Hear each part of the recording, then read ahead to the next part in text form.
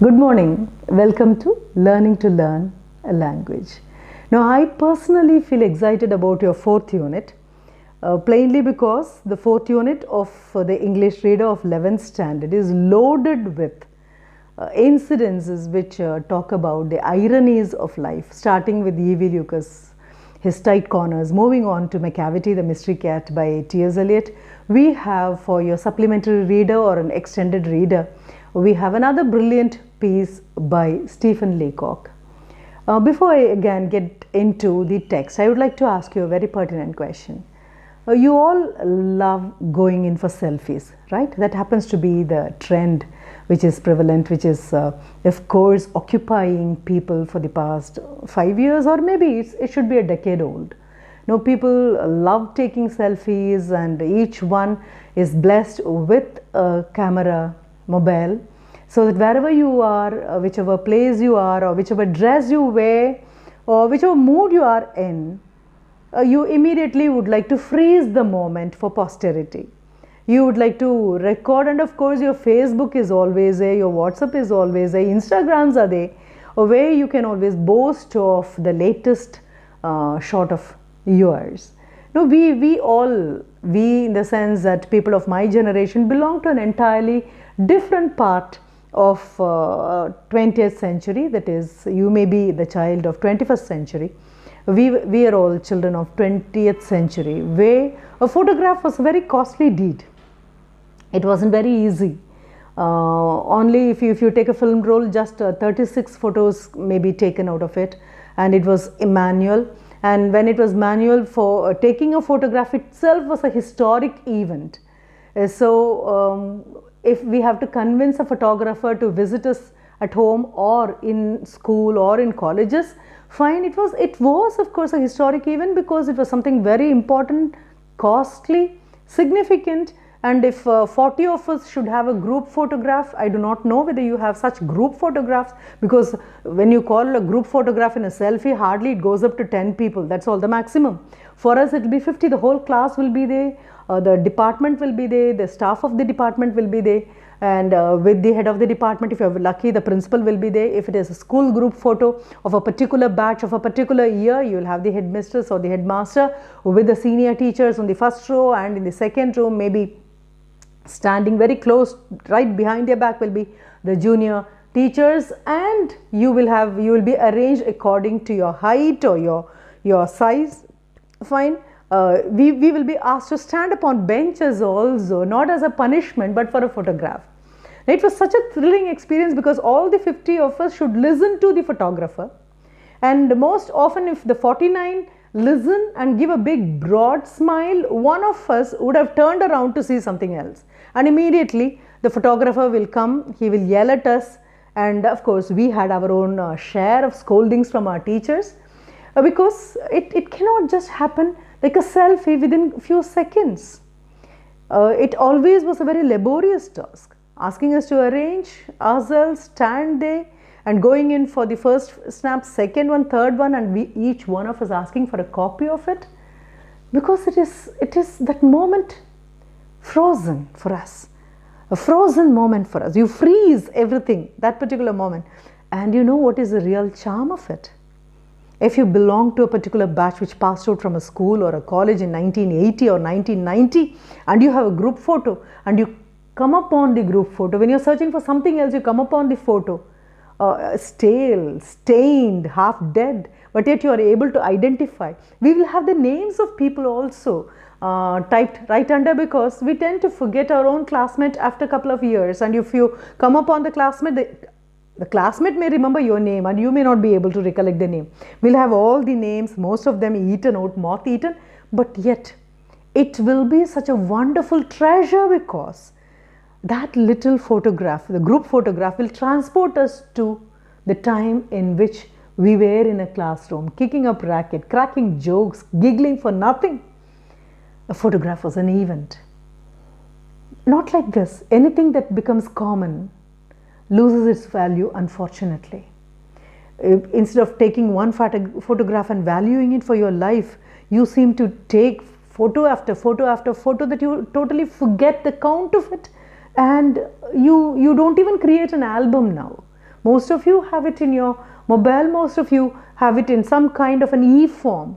But for us, it has to be physical. We have to touch the album, we have to turn the album, the pages of the album, and not just rapidly get glued there, transport ourselves so that the moment, that the freezed moment, that becomes an active, throbbing memory for us. Maybe I am talking about things which you are not familiar. Maybe I am talking about things you may become familiar when you are 20 years more. You are hardly 16 or 17. Fine. Stephen Leacock talks about his visit to a photographer. Now, who is Stephen Leacock? Born in UK, but when he was hardly 6 years old, he moved to Canada. So he became a Canadian humorist and had his education in Canada. And what's so wonderful about Stephen Leacock is he was a political analyst, also a political scientist, in the sense that who would analyze a political scenario very methodically. Above all, in between 1915 to 1925, between these years, that is for a decade, Stephen Leacock was the most renowned humorist, an English-speaking humorist in the world. You find his essays always on a lighter vein, laughing at yourself, laughing at a foolishness, laughing at a snobbery. Now, very much like A.V. Lucas. So, Stephen Leacock just goes on to narrate, a very short narration. Again, look at the word I use, he narrates. Okay, storytelling is an art. Maybe in future, when you are in your college, with your higher studies, when you are in the university or in engineering college, or maybe with the medicine, now you will get enough and more of chances, plenty of chances to narrate and describe before you start discussing things. You have to narrate. So what is so difficult about narration? You have to have appropriate words. You have to have a quick thought process. You have to use suitable linkers. For example, like firstly, secondly, initially, eventually, finally. You have lots of linkers which link the thought in the first sentence with the thought of the second sentence. And they have to be used appropriately, they have to be used adequately. They have to be used in such a way that the person who listens to your narration gets a complete picture in the mental eye. That's exactly how you introduce a person to your concept of a project. So narration is very, very vital. And when we go for your short essays or paragraph answers, you have a narrative paragraph, you've got a descriptive paragraph, you've got a discursive paragraph, and of course you have an argumentative paragraph. You will find all these four kinds of paragraphs in an essay. But each paragraph has got its own constraints, its own limitations. But whatever may be the nature of the paragraph, it can be narrative, it can be descriptive, it can be discursive, it can be argumentative, according to the standpoint, according to the narrative method. Whatever may be the paragraph has to have a topic sentence. Now, topic sentence happens to be the nucleus. Topic sentence happens to be the pivotal point. Topic sentence happens to be the only sentence on which the complete thrust of the paragraph rests. And this is what you would have learnt when you went for your note making. So for note making, you would have jotted down points. Each paragraph would have had its focal point, right? And that would have been taken as the most important point of that paragraph. So if an essay has 10 paragraphs, you have 10 points. The first one is the opening paragraph, right? That initiates you into a particular thought, and the last one will be concluding. And in between you may have 4 or 5 paragraphs. Each one will draw your attention to something. So narrative skill is something very vital when you have to convince a person, persuade a person, explain to a person how exactly your project would emerge. Fine. So now coming back to our Stephen Leacock and his with the photographer. I think I gave you enough of introduction. I told you, fine, it's not like the early part of your 20th century. This particular essay has been written in the early part of 20th century. This is not 21st century, in the 20th century, easily 100 years old, more than that. So photography was, as I told you, was an event. It was a historic event. Taking a photograph or taking yourself photographed is something very important. It was not a pastime. It was not a pastime because your photograph was something very important for yourself and for your friends. And there was also, in most of the houses, people who took photography for a hobby, a very costly hobby, right? They had a dark room. You used to call the room a camera room, and it was a box camera, and it was so laborious, ceremonious, until the photographer got you or caught you in the correct angle, in the most animated moment, in the most lively moment. Now Stephen Leacock visits the photographer, and the photographer looks like a natural scientist, right? His look is one of scrutiny, not observing a person but scrutinizing a person. These two words are totally different. You look at a person, you see a person, you observe a person, and you scrutinize a person. When you scrutinize a person, the person believes, if the person happens to be a sensitive being like you and me, the person feels as if he is one little bug kept under a microscope, and there is a natural scientist looking at you atom by atom, a little part by part, not as a whole but as a fraction or collection of fractions, right, put as a heap. Now poor Stephen Leacock is extremely sensitive, and he is sensible also to his sensitivity. Now when he visits a photographer, the photographer looks at him very uninterestingly. So to somehow balance this look of the photographer, Stephen Leacock goes on, I would rather call him the narrator. The narrator goes on to describe the photographer. Well, within 2 sentences he says, fine, no, he is a drooping man and he has this kind of a look. But next sentence, immediately the 3rd sentence, he says, you all know how a photographer will look. Why should I waste my energy to describe how he looks? No, there is enough and more of sarcasm. A photographer who criticizes the appearance of people who sit for a photograph himself does not have a photogenic face, but he doesn't complain about it because he looks through the camera and his is the camera eye. The photographer just asks the narrators to sit in a corner and wait there. And what do you have there displayed? You have lots of journals. And what do you expect in a studio? What do you expect to have in a studio as a journal? The journals have beautiful pages with models, people who have been sculpted by nature to look as models. Fine. They have the perfect anatomy, they have the perfect features, totally blemishless, like statues. They have been carved, and that's exactly what you find in those magazines, which depresses a narrator all the more. You have the women models, you have of course the children. All these photographs do depress a narrator, and he waits for just not few minutes, he waits for an hour until he gets summoned into the next room, the deeper chamber of the studio. The photographer again looks at him very uninterestingly, and he asks him to sit in a place, and immediately he disappears behind the box, which is of course covered with black cloth. Now seated there, the narrator doesn't know why he has been asked to sit and what exactly is happening behind the camera, the box camera. You find the narrator convincing himself that maybe the photographer is in his prayers. Maybe he prays that the photograph of the narrator has to come out well.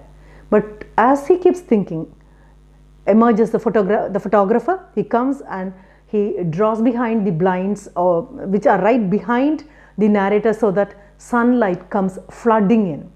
Again he goes and hides himself behind the camera.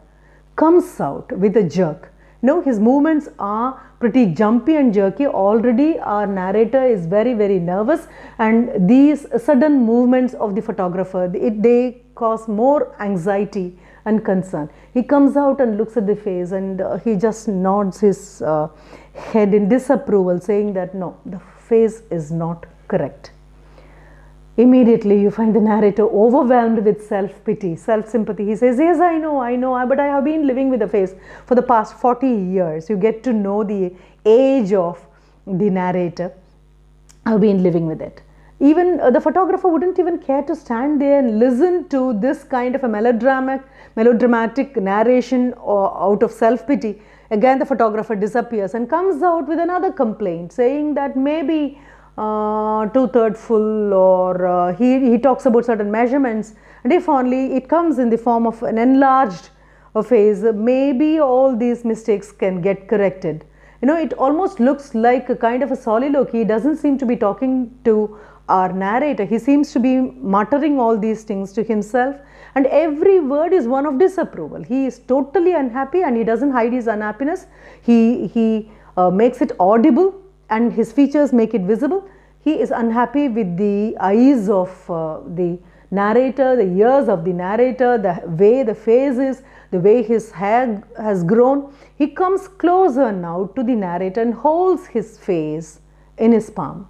The narrator flatters himself, maybe the photographer would like to plant a kiss.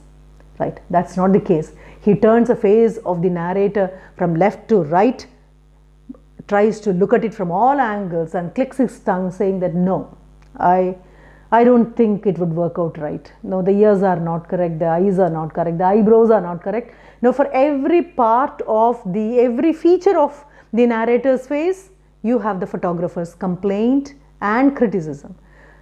Again, he goes back, and before he goes back, you find the narrator totally, he reaches the final, it is the last straw on the camel's back. Now, he can no longer put up with this kind of criticism. Now, he finds it questioning his self-respect, sense of self-worth, leave alone ego. So, you find our narrator just with a jerk, he gets up from the place in the most animated moment. Like he just complains and gets up saying that I'm happy with my face. If you are unhappy with my face, I'm sorry, I can't do anything about it. My ears are this, my eyes are this, they are mine, and I have learned to love them this way. If you don't like it as a photographer, I can't do anything about it. You need not take my photograph. So mumbling, the narrator gets up with a jerk, and click goes the sound. The photographer has captured our narrator in the most animated moment, that is when he was furious, fuming with, of course, a deflated ego or bruised sense of self-worth. The photographer comes out applauding himself that he was able to capture when there was a bit of a brilliance on the otherwise dull-looking face of the photographer. The narrator. The photographer compliments himself. Poor narrator, he is at the end of his wits. What do I mean by end of his wits? His patience has almost run empty. He can no longer listen to this nonsense. He just comes and says, yes, of course, when can I get, may I, or can I see my photograph? Immediately the photographer, he takes up a stand and he says, I'm sorry, it cannot be seen immediately. You have to wait till next Saturday. Come next Saturday. Right? We'll see what could be done. Because the photographer would like to bring about some kind of aesthetic improvement on the otherwise dull, plain, uninteresting face of our narrator. The narrator is totally put off, right? He walks out, but we feel that he is not so depressed. He still has a ray of hope somewhere in his heart, because he does come back on Saturday to collect his photograph. So immediately you find the photographer showing the proof of the photo he has taken of our narrator. Both the narrator and the photographer happen to look at it for a long time, and somehow collecting his senses, our narrator looks up at the photographer and asks, is this me? Is this my photograph? Of course, it's your photograph. See how beautifully it has come. It has least resemblance to the narrator. Immediately the narrator asks, is it my face? Are these my eyes? No, the eyes were not good. I have to do something on it. Fine, what about the eyebrow? I had to remove it. I couldn't use it. I was using Delphide, and I was using some kind of a technique to correct it. What about the ears? Fine, I think I have to set it right. Now you have sulfide, you have delphide, you have all possible techniques to, as you morph a face now, right? You touch the face. That's exactly the term a photographer uses. We have to touch it a bit, make it look lookable. So narrator is thoroughly depressed, and not only depressed, he would like to, anyway he's not going to make use of this photograph which has least resemblance of him. So immediately he just flares up. He thinks he flares up. Stephen Leacock adds that also. The narrator imagines that the photographer would understand his fury. But poor narrator, he can't become furious. All he can do is sit and weep his heart out. That's exactly. He becomes very emotional, and his voice chokes and words mumble, and he just says, I'm sorry, you can dip it in delphide or sulfide or cowhide. You can use whatever you want. You can improve upon it. You can remove my eyebrows, you can remove my eyes, you can remove my ears, add whatever looks beautiful and lookable on that, so that what you have in your hand is something very pleasing to look at, but certainly not something which would remind my friends of poor little me and my face, right? It is a worthless bauble. It may look brilliant, it may twinkle, it may look very, a masterpiece of the photographer's skill, but it is a pathetic piece when I look at it as a photograph of myself. It is a worthless bauble. It does not, it is something insignificant. You may have it all for yours. So saying, the narrator bursts out of the photographer's studio. I come back to you with a question, right? You are at the right age. Now, this is exactly the time when we both have to talk this issue. Now, aren't we very critical about our own selves? Now, none of us have got a snow white mirror at home, do we? We don't have a snow white mirror. The moment you stand before a snow white mirror and ask, mirror, mirror on the wall, who is the most beautiful person of all? Immediately it blurts out something untrue. It tells you some kind of a wonderful created lie that you find it interesting. No, it is not the case.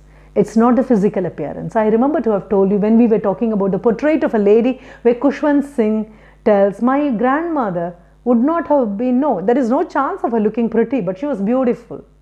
Even then we pondered over this particular point. It is not the physical appearance. It is not how attractive you look. It's not how many heads turn the moment you go past them. It is something more. If you're going to consider certain phases, then you will understand they become very endearing. They become very close to your heart, plainly because you go beyond the surface level beauty.